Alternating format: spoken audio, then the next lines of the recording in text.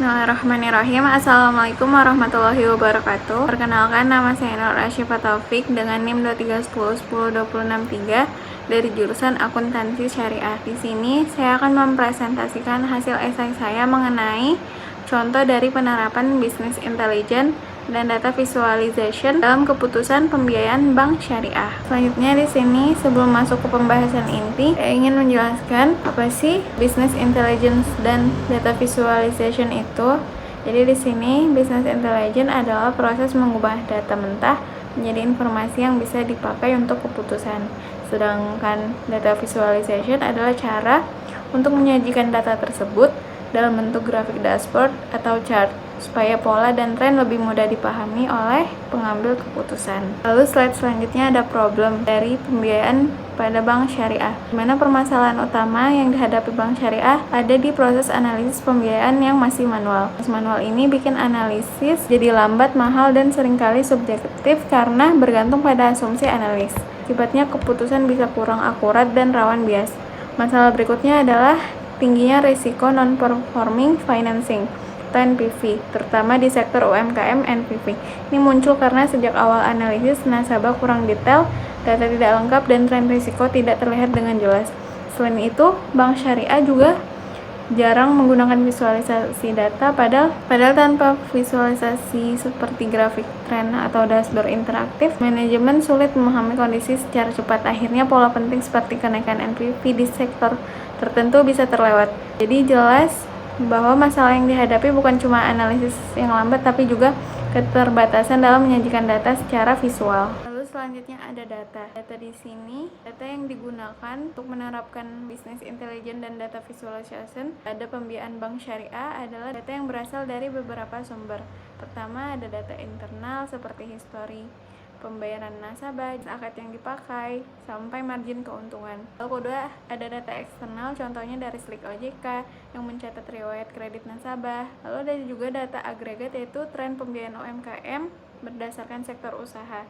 Nah, yang bikin data ini lebih bermakna adalah visualisasinya.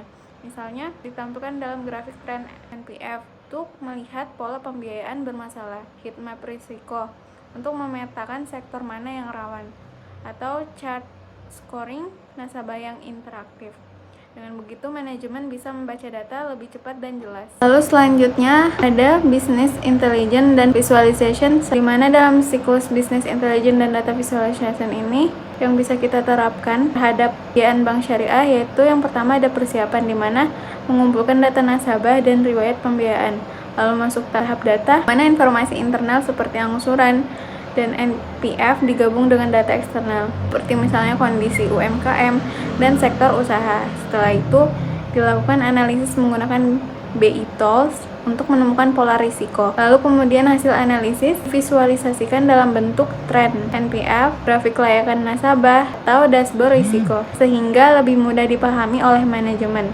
Visualisasi inilah lahir keputusan pembiayaan yang cepat, adil, dan tetap sesuai prinsip syariah. Nah, selanjutnya ada decision, mana setelah melalui proses analisis dan visualisasi data, tahap terakhir adalah pengambilan keputusan, di mana business intelligence dan data visualization membantu manajemen bank syariah menentukan siapa nasabah yang layak menerima pembiayaan dan sektor mana yang berisiko tinggi. Dengan adanya dashboard risiko, keputusan dapat diambil secara lebih cepat dan transparan, serta mampu menurunkan potensi non-performing financing atau NPF. Keputusan yang dihasilkan tidak hanya berbasis data, tapi juga sejalan dengan prinsip syariah, yaitu menegakkan keadilan dan menjaga amanah dalam setiap transaksi. Lalu selanjutnya ada Islamic integration, di mana integrasi nilai Islam dapat kita lihat dengan jelas dalam penerapan bisnis intelijen dan data visualization. Yang pertama ada prinsip keadilan, tercermin karena keputusan pembiayaan tidak lagi subjektif, tapi berbasis data yang akurat, sehingga nasabah diperlakukan secara adil.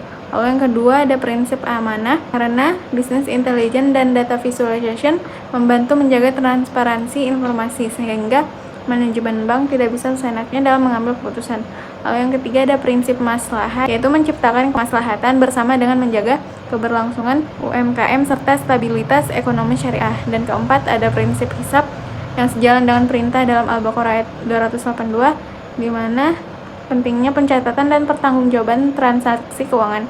Jadi penerapan bisnis intelijen dan data visualisasi bukan hanya teknologi, tetapi juga wujud nyata nilai-nilai syariah dalam praktik bisnis modern. Adapun kesimpulannya yaitu penerapan bisnis intelijen dan data visualization benar-benar memperkuat analisis pembiayaan di bank syariah.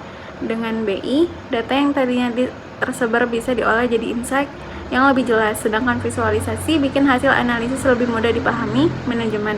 Hasilnya insight bisa didapat secara real time, sehingga keputusan pembiayaan bisa diambil lebih cepat dan tepat. Yang gak kalah penting, proses ini tetap selaras dengan nilai Islam, karena menegakkan prinsip keadilan, transparansi, dan amanah. Sekian presentasi saya mengenai contoh dari penerapan bisnis intelijen dan data visualisasi pada pembiayaan bank syariah. Kurang lebihnya mohon dimaafkan. Wassalamualaikum warahmatullahi wabarakatuh.